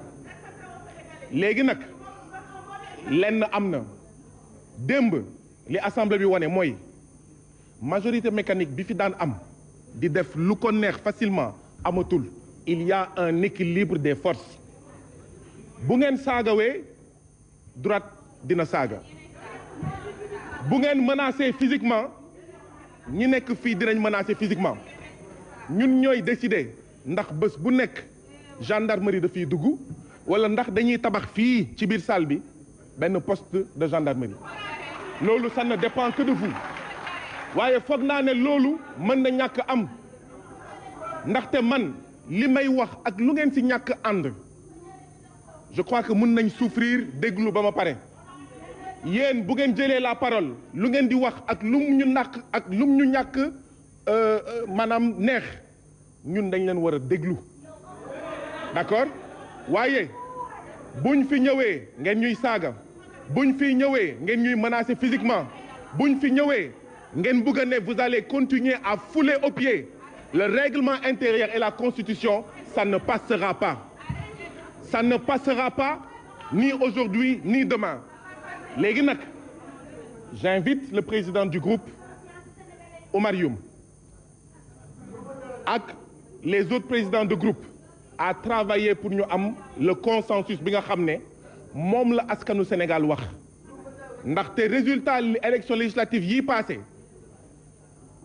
askanu Sénégal mu neex ñu mu naqari ñu dafa wax je vous oblige à travailler ensemble je vous oblige à discuter ensemble ñii bëggoon nañ majorité ñii bëggoon nañ majorité c'est à nous de faire l'effort en respectant le règlement intérieur en respectant la constitution c'est à nous de faire l'effort de dialoguer de trouver des consensus pour l'intérêt du peuple sénégalais et non pour l'intérêt de la dynastie Faye Sall et non pour l'intérêt du troisième mandat et non pour l'intérêt que le président Macky Sall comme xam na ne empêchement mën na am décès mën na am démission mën na am mu teg fi un président fantoche je vous remercie. nuyu naa leen yéen ñëpp ci seen tur ak seen sant jërëjëf monsieur le président démb defe naa ci waxtu ji am na suñu benn mbokk député boo xam ne pour tontu ma dafa tudd sama pap yàlla na ko yàlla yërëm xaree ko aljana mais defe naa ne que député boobu doon tudd sama pap naan sama pap deful dara ci réew mi lu war a tax man ma ñëw fii assemblée nationale defe naa député boobu dafa déggul man li ma waxoon dama ne jox naa leen permis ngeen saaga sama ndey jox naa leen permis ngeen saaga sama baay jox naa leen permis lu ngeen xam yépp wax leen ko waaye duma tere wax ñaar benn bi président Macky Sall surga tubaab yi la te fekk mu ngi wéy di nekk surga tubaab yi duñu am xaalis bu doy pour dab bànneexu askan wi astuut bi ñu tubaab yi di bàyyil fii astuut boobu président Macky Sall ak ñenn ci ñu muy àndal dañ ciy sàkk pour ñoom astuut bi ci des nag doyul pour dab bànneexu askanu Sénégal ngeen saaga sama ndey saaga sama baay wax ne sama baay tekkiwul dara deful dara ci réew mi duma leen ko delloo duma leen ko wax duma tudd seen baay duma tudd seen ndey waaye lii nga xam ne ñun ñoo ko bokk naa ci duut baaraam ba keroog Sénégal di soppeeku wala ba keroog man may sangoo suuf mun ngeen continuer nag mais defe naa ne que nit bu leen waxee ne lu ngeen wax ci moom du soppi dara ngir rek perturber ko ngir rek bañ mu wax noppal leen seen bopp te jéem a indi ay argument yeneen argument defe naa ne que loolu mooy yitte askanu Sénégal dañoo bëgg askanu Sénégal seetaan ñu gën a naw 14e législature yéen waa wàllu yéen waa yeewi laay waxal ak yéen ñenn ci député Benno Bokk Yaakaar ñi nga xam ne gis naa ne vous êtes animés de bonne volonté lii ñuy wax fii amul fenn la presse de Macky Sall lu muy wax amul fenn sénégalais yi nee nañ 14e législature musul am Sénégal ñii di wax di wër du benn dëgg li ñenn ñi nag bëgg a def gàkkal deru 14e législature di fi saaga di fi sànni ay dàll di fi saaga ndey di fi saaga baay ça ne servira à absolument rien sénégalais yi nee nañ la 14e législature est la meilleure législature de tous les temps continuons comme ça li waraloon nag ñu tudd fi sama papa monsieur le ministre Yankhoba Diattara bu ñu waxantee dëgg rek li sama mbokk député yi wax ci commission ñi ma jiitu li ñu fi wax ñi nar a topp ci man li ñu fi wax lenn rek mën nañ ko tënk ci lenn dëkk yépp bëgg nañ terrain football dëkk yépp bëgg nañ terrain basket dëkk yépp bëgg nañ lii bëgg nañ laa dëkk yépp bëgg nañ ñu gën leen jàppale ci wàllu sport ñi ma fi jiitu loolu la ñuy wax ñi ma fi nar a topp loolu la ñuy wax bu ñu waxantee dëgg rek yow ak li nga am mënoo dab bànneexu askanu Sénégal monsieur le ministre des finances bu ñu waxantee dëgg rek loolu ak budget bi ñu am mënuñu dab bànneexu askanu Sénégal moo tax may continuer di wax naan waxuma da ngay sàcc de déedéet monsieur le ministre waxuma ko waxuma da ngay sàcc waxuma sàccoo bi ma la xamee yàgg na et c'est un plaisir de vous revoir mais sama kàddu mooy Johan Cruyff defe naa ñii xam football xam nañ ko Johan Cruyff da doon wax naan dans mes équipes le gardien est le premier attaquant et le buteur le premier défenseur ñun dañoo war a nekk le premier défenseur des deniers publics du Sénégal dañoo war a nekk le premier gardien xaalisu askanu Sénégal c'est à cette invitation-là que j'invite président Ablaye Wade lancé woon na fi Goana grande offensive agricole etc. je crois que pays africains yi bokk na ci lu ñu war a lancer une grande offensive contre les détournements de deniers publics ndaxte daf ñuy sonnal day sonnal askan wi bu ma koy wax nag c'est pas contre diw wala contre diw c'est pour suñuy doom c'est pour suñuy sët te naa ko continuer wax li ngeen tudd lu ngeen munti tudd sama baay lu ngeen munti tudd sama ndey lu ngeen munti tudd man wala sama doom wala samay mbokk rien n'y changera. Monsieur le ministre, le collectif des diplômés sortants des nouvelles filières de l'INSEPS ñu diggoon leen recrutement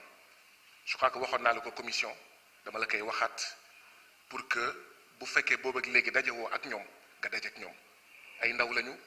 te réew mi daf leen soxla te état bi moo leen waxoon dugg leen ci filières yi bu ngeen génnee ñu jël leen monsieur le ministre loo ci mën ak loo ci mënul def ko ci pas ndax man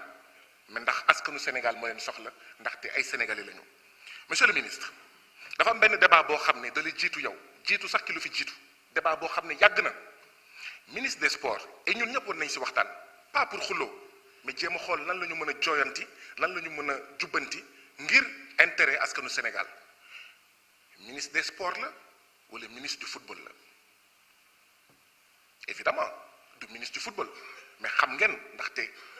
wóor na ma nekk ñëpp ñu ñuy dégg nañ dàcc ministre des sports la wala ministre du football la lu tax may wax loolu même discipline bu ñuy woowee mais karaté am na 3 médailles mondiales football musul am 3 médailles mondiales waaye ni ñuy traité football kenn du ko traité karaté taekwondo am na benn médaille mondiale football amuñu benn médaille mondiale ni ñuy traité football kenn du ko traité taekwondo basket féminin 12 fois champion d'Afrique ñun maanaam football 1 fois champion d'Afrique athlétisme 251 médailles ñaari téeméer ak juróom fukk ak benn médaille africain athlétisme donc fédération sénégalaise athlétisme bu dee juumuma son budget annuel est de 30 millions football Lions yi benn match amical rek 300 millions ba 500 millions waxuma nañ ko wàññi de waaye sénégalais yi dañuy naan mais kumba am ndey kumba amul ndey maanaam sénégalais yii di def sport dañuy naan lii ministère des sports la wala ministère du football la ma dolli si beneen Scrabble waxoon naa ko ci commission bi naa ko waxaat Scrabble une 40aine de médailles Scrabble kese champion du monde et d'Afrique ku ñu naan Nongo Samba Sylla dong indil na Sénégal fukki médailles Scrabble dont 4 médailles de champion du monde 4 médailles de vice-champion du monde mais Scrabble doo ko sax dégg donc monsieur le ministre foog ñu xoolaat naka la ñépp di si gisee seen bopp mu bañ a mel ni dafa am xaj ak seen. Monsieur le ministre, je voulais en profiter pour rendre un hommage à Aliou Cissé defoon naa ko defaat lu tax may rendre un hommage à Aliou Cissé entraîneur de football Pape Diouf yàlla na ko yàlla yërëm ci 2005 dafa waxoon fekk boobu mu ngi nekk jamono France le muscle serait-il nécessairement noir et le cerveau blanc pour wax ne France équipe yi footballeurs yi mën nañ ñuul waaye ñii di entraîner ay tubaab lañu tontu boobu laaj boobu mu tontu si ne pour le moment le muscle reste blanc la raison et l'intelligence sont confisquées par les blancs c'est une injustice Pape Diouf yàlla na ko yàlla yërëm mi génn àdduna ci jamono mbas bi moo doon wax loolu et donc bu ñu gisee Aliou Cissé avec des statistiques yoo xam ne benn entraîneur musu ko am mu nekk doomu Afrique nekk doomu Sénégal il faut dire bravo il faut dire félicitations et il faut continuer comme ça il faut décoloniser le football il faut décoloniser le sport au Sénégal il faut tout décoloniser au Sénégal donc je voudrais rendre un hommage à Aliou Cissé et à tous les Aliou Cissé du Sénégal je ne peux pas terminer sans rendre un hommage à d'autres anciens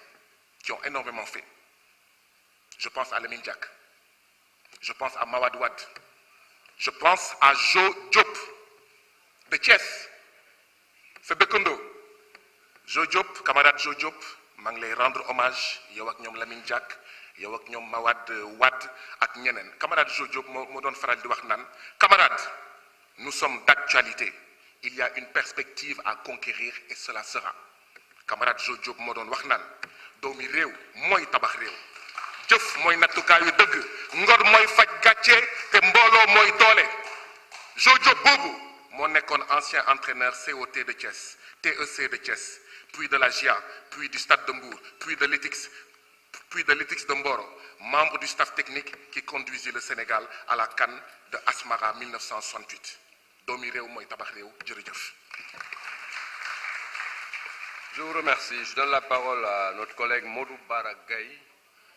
et notre collègue Mame Diarra Fam se prépare.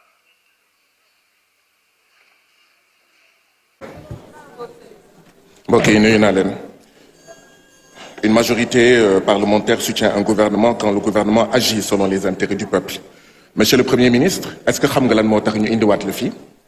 Sénégalais yi dañoo sonn dañoo damm dañoo tàyyi ngeen ndóolal leen ba ñuy lekk yàpp jën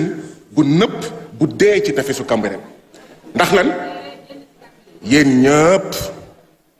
wala ñu ci ëpp ci yéen sàcc alalu askan wi waaw naa ko waxaat sàcc fépp sàcc partout dañ koy wax fii AHS 800 millions de francs CFA SAR 40 milliards scandale Big Togo scandale arbitrage ArcelorMittal, scandale appel entrant, scandale convention Terango Gold, scandale fonds Covid, scandale 45 milliards armement, scandale exonération Adcon, scandale cession patrimoine immobilier et foncier de l'État au plateau, scandale Suneyor annulation contrat Abbas Jaber, scandale administration provisoire de DP World, scandale nomination familiale, scandale de la drogue dans la police, scandale accord de pêche, scandale CBAO, redressement annulé, scandale Socosim, annulation, redressement, scandale Mina distribution, mes rapports Cour des comptes, scandale lotissement Bambilor, scandale AFA Tamega, scandale ITOC, scandale cession partielle Camp Leclerc, scandale Petrotim, scandale Terre, scandale 29 milliards Prodac, scandale de 94 milliards, scandale fer de la Falémé, scandale Coude, scandale Akili, scandale don arène nationale, nous facturons 32 milliards. Scandale réfection du building administratif 80 milliards. Scandale concession Sonatel pour Orange. Scandale université Sine Saloum. Scandale immobilier Diamniadio. Mais scandale Satchoum Soufumban. Nous sommes juróomi ministre ay officiers ak ay mbokk Macky Sall ñu ngi séddoo 232 hectares. 232 000 hectares. Scandale. Président Macky Sall, dem États-Unis, jox ay militants 200 millions. Scandale. Président Macky Sall, dem France, joxe 200 millions ay militants. Scandale RTS. Scandale foncier. Ibou Faye, frère de la première dame. Scandale, scandale, scandale. Mais scandale IGF. IGF. Ñu né ben député bi fi nek néna mom moy xawma géwélu Macky Sall, rapport IGF. D'accord, depuis 2 mois, nous côté scandale,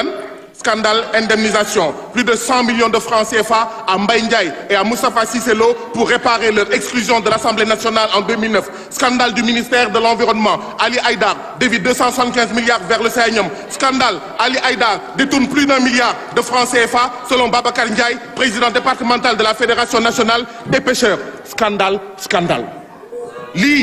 Nous nous soutenir sa continuité, nous nous soutenir sa consolidation. Moo tax ñu indi le fii monsieur le premier ministre pour ne la na nga dem. La parole. Une personne bu nga xamante ni c'est un homme politique, c'est un politicien, c'est normal que mu comporte wu nii parce que il est dans l'opposition te nit bu nekk ci opposition da ngay fexe def tout ba mettre en mal le peuple avec le gouvernement. Même si le gouvernement est gêné, malgré tout, ils ont fait des choses. Nous avons vu ces chantiers, même si c'est un gars qui a un tempérament explosif. Si je suis mon conseil, parce que mon day un leader, day Sénégal. Donc c'est un exemple. Il se doit de faire des choses yu nga xamanteni boy buñ ko gissé dinañ am luñ ci jël ba mu nek référence donc na xalaat ci ndaw ñi na xalaat ci ñi nga xamanteni ñoo wara ñëw pour mu xol ni muy doxalé parce que neexul aussi ñuy wax président yenn yi wala ñuy jël turu président diko tek ci yenn affaire yu salté yi donc il se doit mu xolaat li mu wara def jema xolaat ay parolam xamni amna ñu nek ci ginaaw sama gis-gis moy comme gis-gisu Sénégalais yépp que ne dañuy rafetlu teewaayam ci biir Assemblée nationale parce que boo xoolee Guy Marius Sagna c'est-à-dire ñëpp a wala roy ci moom quoi boo xoolee ay débéem dara neexu ci woon jàpp nañ ko tëj xam nga tax na sax ñu déloger ko xam nga affecté ko ci yeneen raison uniquement pour ndax sonal bi mel ni sonal mais taxul bàyyiwul gis na li ko yàlla bu ñu fayee mu doon député loolu jàngat la boo xam ne ñun jeunes yëpp war nañ ci mën a jàngat que faut jamais laisser les bras. lu ma gis si Guy Marius lu ma ci mën a wax daal mooy. C'est un député boo xam ne il est courageux te ñeme na lu muy wax li gars yi ragal a wax yëpp da koy teg ci table bi waaw loolu daal xam naa ko ci moom ñu ngi doog am genre député bu mel noonu bu courageux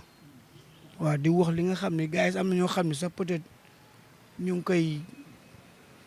mu ngi nekk ci ñoom mais ñeme nañ ko teg ci table bi moom mooy ñëw wax loolu am na solo ku jar a déglu.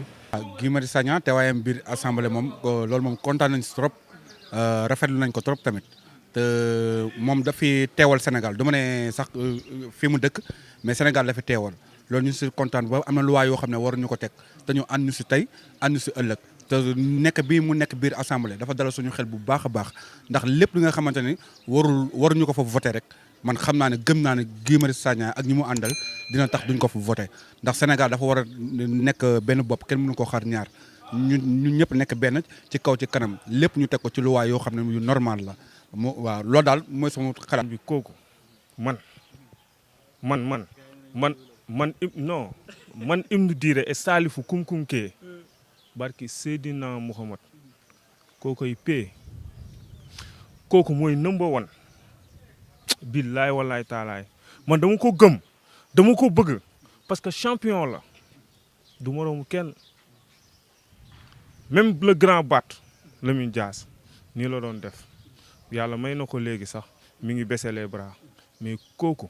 mooy le futur président Sénégal képp koo xam ne citoyen nga war nga jàppale Guy Marius Sagna à 100% man dëgg rek a ma ñor dëgg rek laay dund kooku du kenn du moom billaay walaay taalaay béeboo képp koo xam ne sénégalais nga citoyen nga ak diaspora beeg lépp na jàppale Guy Marius Sagna à 400 000%. Guy Marius Sagna li ma ko gisee mooy avant mu doon nekk assemblée nationale dafa nekkoon nit bu dugg nit boo xamante ne da doon dox si fula ak fayda mais ba ma ko di ak ni ma ko di sante nii dafa dem bokk si groupe immature immature dama ko mën a expliquer mooy tey ji nga war a jox ay xale bon exemple te joxoo leen ko Guy Marius Sagna man leen rek laa koy déplorer mooy lu mu yéeg ci kaw table loolu moom franchement parler di gàddu ay kees loolu moom du référence pour suñu xale yi nga xamante ni ñoo war a yor suñu réew tey ji lu ne loo koy def dañ koy def ngir xale yi war a ñëw da nga war a joxe une bon exemple mais soo ko joxewul kañ nga ko mën a joxe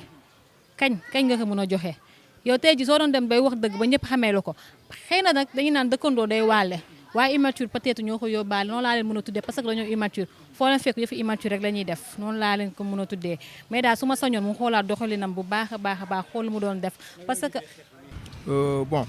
leneen li bon par rapport ak ni muy doxalee biir assemblée bon dañ koy rafetlu ah parce que defu fa dara lu xam ne defu fa dara luñ fa musul def maanaam lu mu fa def rek daanaka mës nañ ko fa def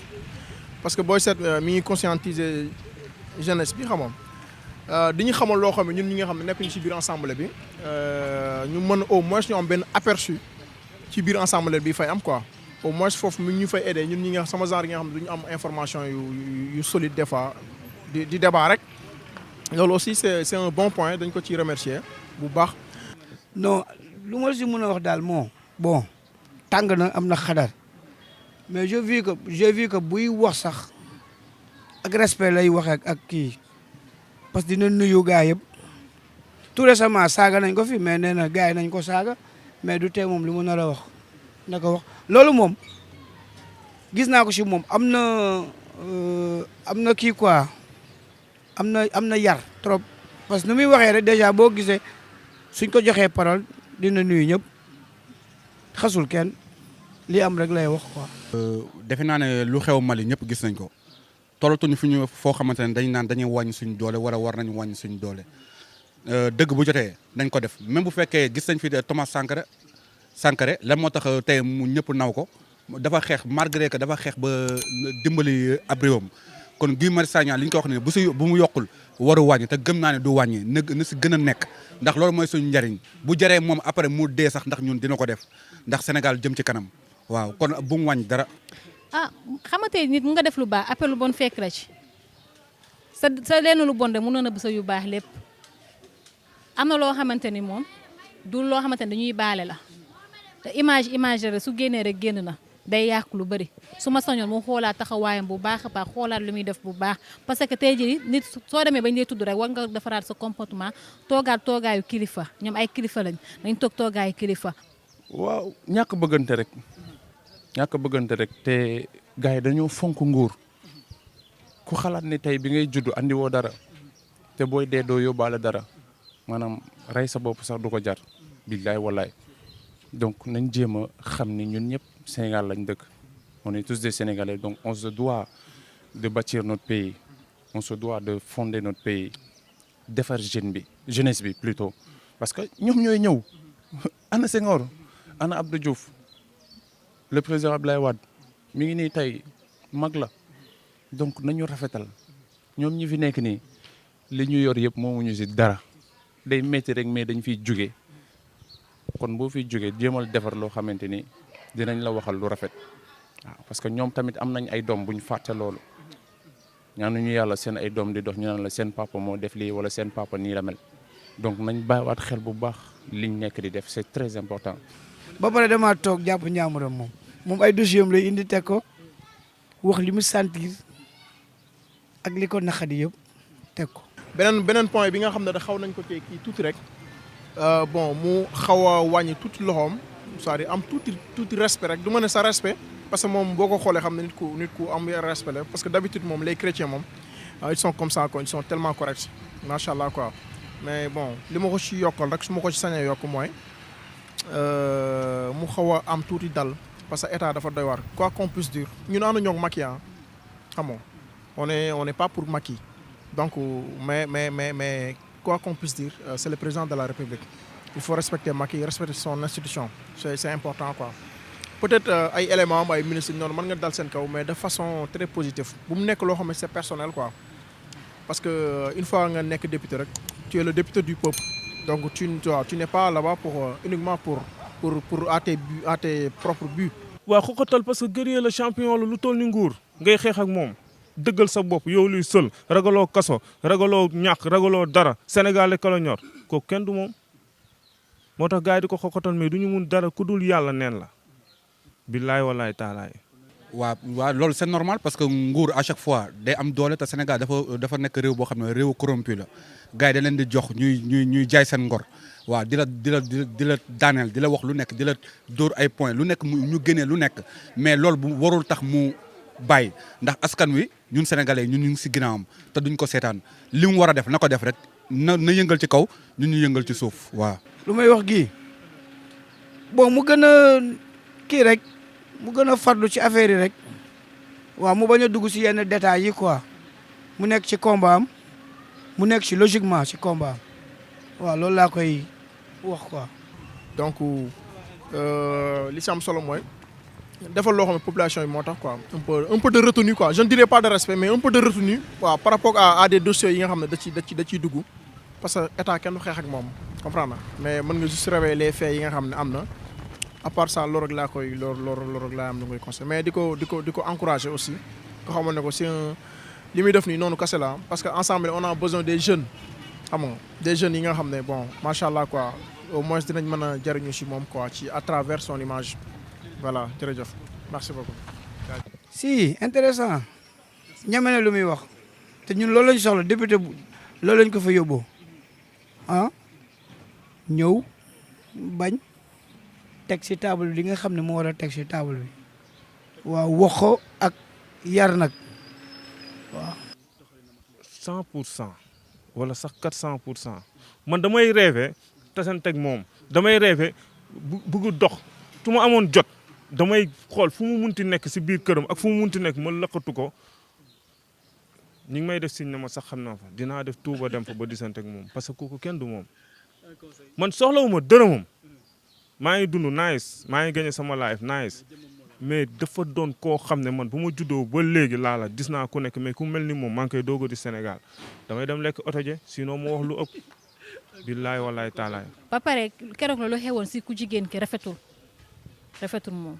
franchement pare rafetul ndax jigéen waroo koo dóor ndax soo xoolee ni sa yaay jigéen la say am nga ay sœur sa jabar ñëpp tey ji leen lu ndaw la suñ ko defoon sa jabar soo ko jug kon war a jàpp yaay jàmm war a jabaru jàmm war a doomu jàmm di koy dóor loolu moom franchement parle dañ koy ñaawlu bu baax a baax ñu toog ensemble ñu xam ne que nit suñu voix moo leen fa yóbbu kenn nominé wu leen ñun ñoo leen fal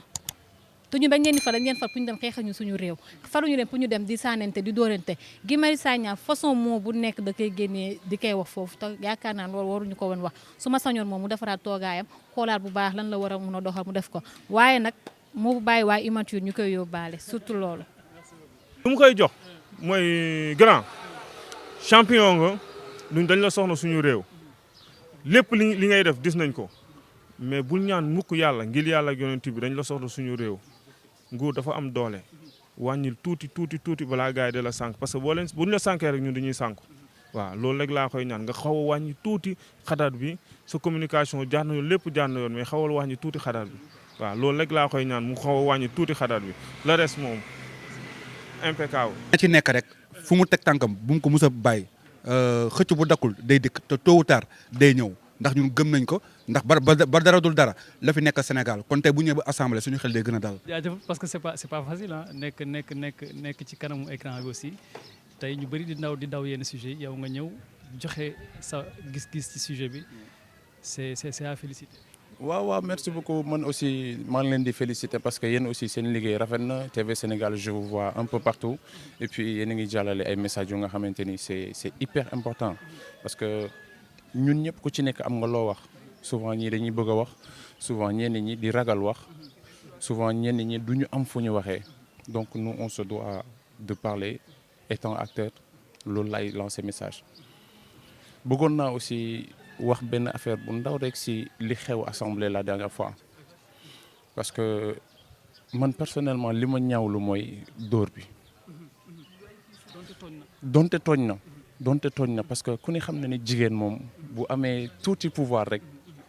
je peux pas généraliser mais jigéen bu amee tuuti pouvoir rek la plupart du temps da koy wane donc nañ xoolaat affaire yi nañ xoolaat doxalin bi te xam ni jigéen góor mooy kilifawam donc am na wax yoo xamante ni mën na ñàkk sunu ay wasila